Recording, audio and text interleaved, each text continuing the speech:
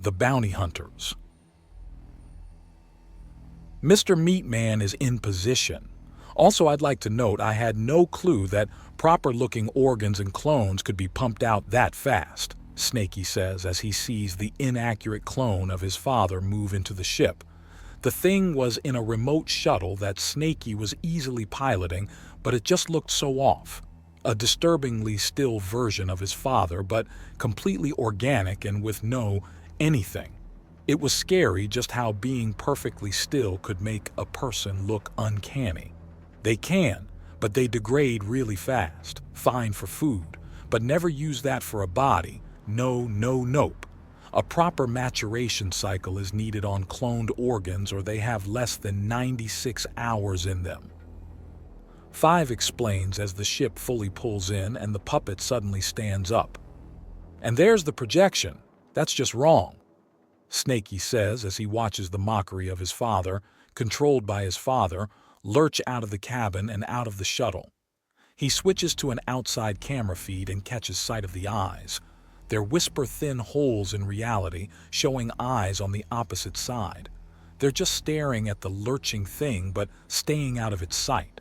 As it lurches its head back to regard the eyes, they blink out of existence before it can see them. This feels reeking horrendous. Pukey starts to curse before remembering the child. It wasn't a complicated axiom skill to puppet something, especially something that was basically a slowly dying clone of himself. It was, however, a very crude and clumsy skill and one that was obvious to the people of the galaxy to the point that you can casually tell who was puppeteering and who had what puppet, mostly because it involved impressing your own axiom presence on the puppet as a major part of it. Also, calling it clunky and unrefined is a massive understatement. Sure, you could get it to walk and attack, but the almost complete lack of feedback and the sheer dissonance of the effect, not to mention the sheer amount of concentration this took. All told, this meant that even the best puppeteers in the galaxy would have struggled to have the meat puppet catch itself, as the floor was suddenly as solid as a shadow and promptly fell through. The feedback feels like a full body punch. My eyes are closed. Is the camera working? It's currently pointed at the floor the thing is lying on, but otherwise seems undamaged. There is a distinctly amused tinge in Snaky's voice.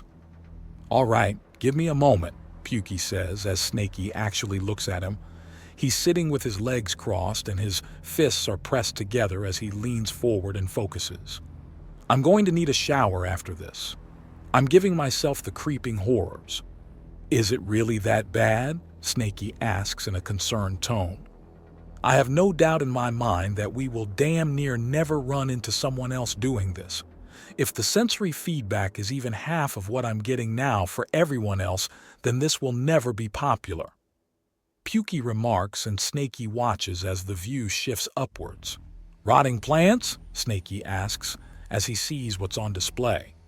"Feels worse through the puppet," Pukey remarks as he has the thing lurch around a bit. "The entire room isn't working, right?" "What's happening?" "I don't know. The distortion from the puppet means I have no idea if this is the full sensation or not." Pukey replies as he has it head through the dingy, grimy chamber with putrescent vines growing all over it. "Thank God I can't smell through this thing." "The stink is almost visible," Snaky agrees. "I think this is a door handle." Pukey notes as his puppet grabs a handle on the wall and pulls it to the side. "Oh, that's just weird," Snaky says as he sees the hallway leading out that twists into a spiral. "I wonder," Pukey says as he has the puppet start to lurch through. The corridor seems to straighten out in front of him, and halfway through he pauses the puppet to have it look back. He's in the middle of a spiral. Well, that's a bit of a mind-freak. Mind freak. The gravity in corridor itself is deliberately twisted. "But why?" Snaky asks. "What about your drone? Did it see anything like this?" "It's being deliberately left alone. Whatever controls the weirdness is either outright ignoring or shifting things around the drone to ensure it encounters nothing strange," Snaky says as he shifts to see the comparatively boring screen of the drone automatically going from room to room and scanning them. Everything has followed the official blueprint so far, and the station was clean and well maintained, but empty. The puppet finishes its march through the corridor and promptly falls again. Upwards into an empty space where it lands on something, and Pukey lets out a grunt of pain before the image on the camera shows massive jaws shutting. "That's that then," Pukey says, closing the connection before he can feel his imperfect double die. That's not a sensation he wants to share. "Well, what do we do now?" Snaky asks, and Pukey rubs his chin in consideration. There's definitely a hostile in there, also another clone in need of rescue. So we can't just slag the place, even if it won't release the creature and kill it instead. "What about the axiom field? Could you sense anything through the puppet?" Snaky asks, and Pukey shakes his head. "No, but the snapshots being taken of it should be finishing development. If a live feed burns things, then we'll make do with still images," Pukey says, rising up before looking towards the drone's feed. Empty cargo bays and hallways. All in all, it looks normal place that would be just perfect for being converted into a base, an effective camouflage.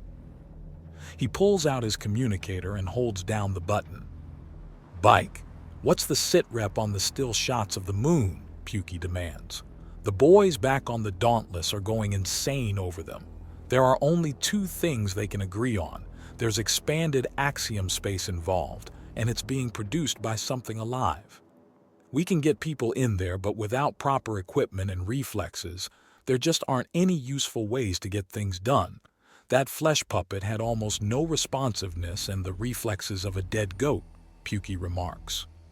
Currently, the nerds are looking through to see if they can find anything that's detrimental to sending a team in. But as they're going through things systematically that can take, never mind they just finished.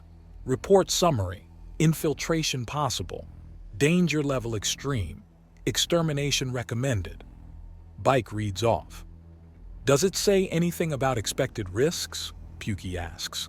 He half expected they would have to infiltrate the place in person and actually get boots on the ground to cause damage. He didn't like it though. Oh, that's interesting. Apparently all the axiom changes are layered on each other. If we hit it with a null blast, it will cause cascade destruction and destroy it instantly. But something this complicated just hasn't shown up previously. The only comparison they have is the dark forests of Serbo. Aren't the dark forests plant-based eldritch abominations from Lovecraft's most fevered forest-based dreams that happen to thankfully be benevolent? Pukey asks slowly. "Yes, sir," Bike answers. "Well, fuck, I've always wanted to kill a malevolent space god. Let's get suited up, boys. We're scouring that place. Peaceful like at first. Then, once we have all the info and gotten all civvies out of the blast radius, we'll bombard it with so much null it'll turn inside out. After that, we'll see if it likes rods from God and plasma barrages. So, it's curious and currently non-hostile. We're going to take as much advantage of that as we can and then make our decision. If on the off chance that this entity Grace has created is benevolent, then we have an insane opportunity. If malevolent, then we kill it. If the thing is neutral, then we'll cross that bridge when we get to it." It doesn't take long to get the squad ready. They're going in. As their next shuttle descends down and the door opens slowly, there's a slight huff of rotting vegetation in the distance. "I'm on point. The hat, Mr. T. I want your guns ready. Something ate my puppet, so we have a confirmation of hostiles. Remember procedure. If separated from the group, priority number 1 is to return to the group. Strength in numbers, people."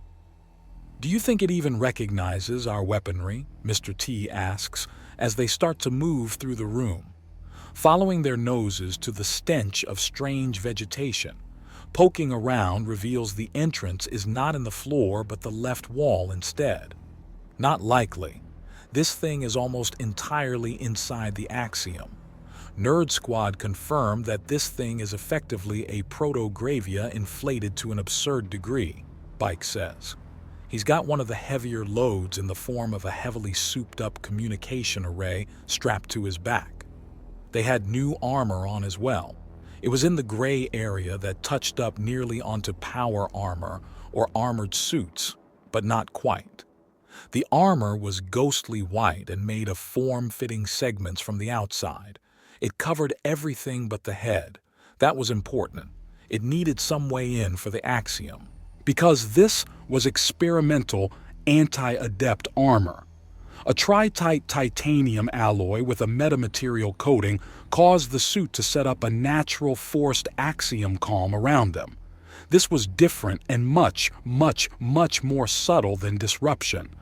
It wouldn't stop everything, but it also made the wearer effectively invisible to adepts while also providing a substantial increase to strength and speed, to say nothing of how enduring the armor was.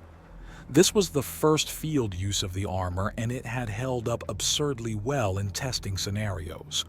The real trick to the armor was to use it to resist opposing axiom and only have a single point of weakness, a single place where axiom can get in, a place easily, instantly controlled and where the instinct to keep it safe and protected was already baked in. So the head was exposed. One that was partially negated by a specialized scarf wrapped around their heads.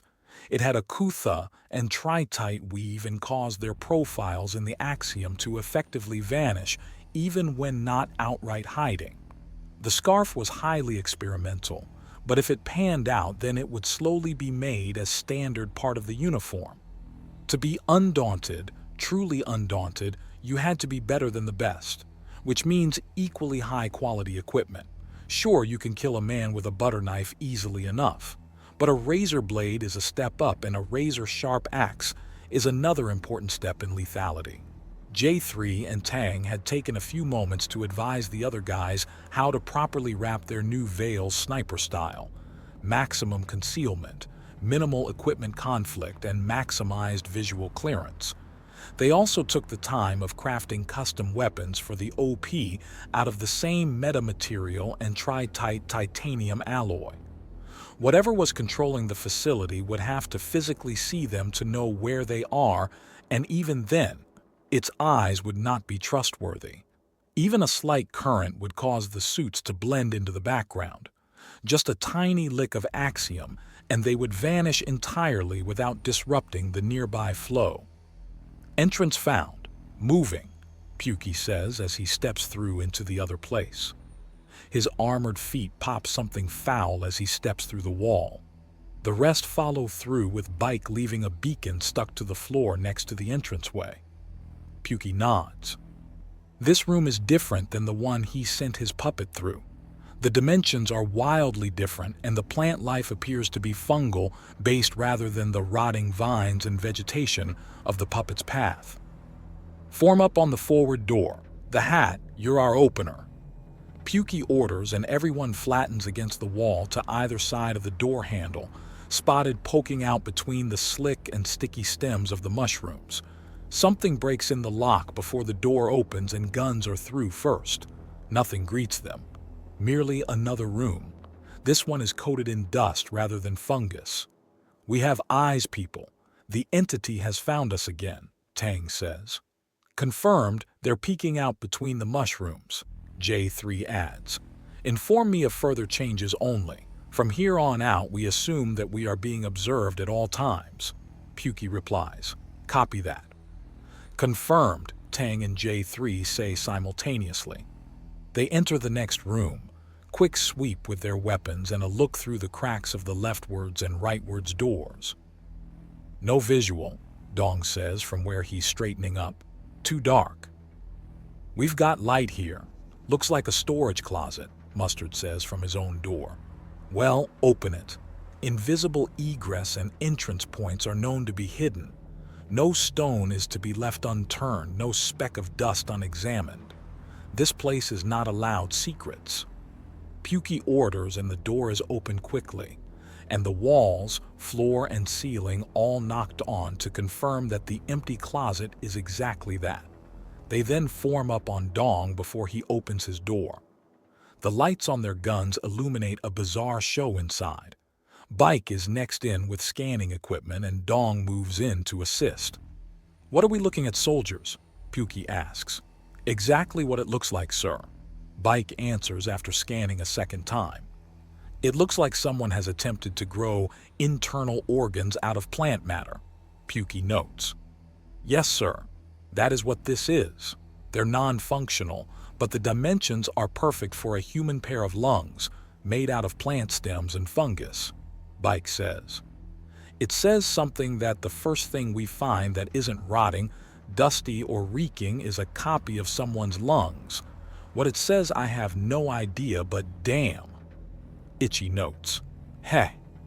Mustard snorts in amusement. The room is swept for invisible entrances, and they clear out, leaving the strange lungs untouched. The eyes had shown up far more than normal in that chamber, and although no one brought attention to them, they had all noticed, as well as noticed each other noticing. So the lungs were of some importance to the entity. That they were of the exact shape and size to fit into a human was disquieting, because that meant it was possibly studying the puppet, which meant it was also distracted. They open and clear the next room. Nothing but a single door, not even dust. The door, however, is partially opened and they can see into what almost looks like a city street beyond, with another building across from them. At Pukey's signal, they file out of the building and give a basic scan to the area. Rangefinder is going insane. It can't tell the difference between 5 and 50 meters anymore. J3 notes after a bit. "The fog is what's doing this. We can see clean across a street with no trace, but in either direction it gets chokingly thick in a hurry." Tang adds, "Look up, you idiots," Mr. T says, and they do. "Well, shit," Pukey mutters as he beholds what looks like a cross between dozens of surgically separated buildings and a heart with veins connecting them all. Past it, they can vaguely see another city street and town. Wherever they are sure as hell not on the moon anymore. The heart pulses once and the whole area shivers and reforms itself. The vegetation and rot is now stone dust, crystal flecks, and chunks of random rocks and minerals. One of the buildings in the grasp of the veins is suddenly covered in dark vines. "Well, shit," Pukey mutters.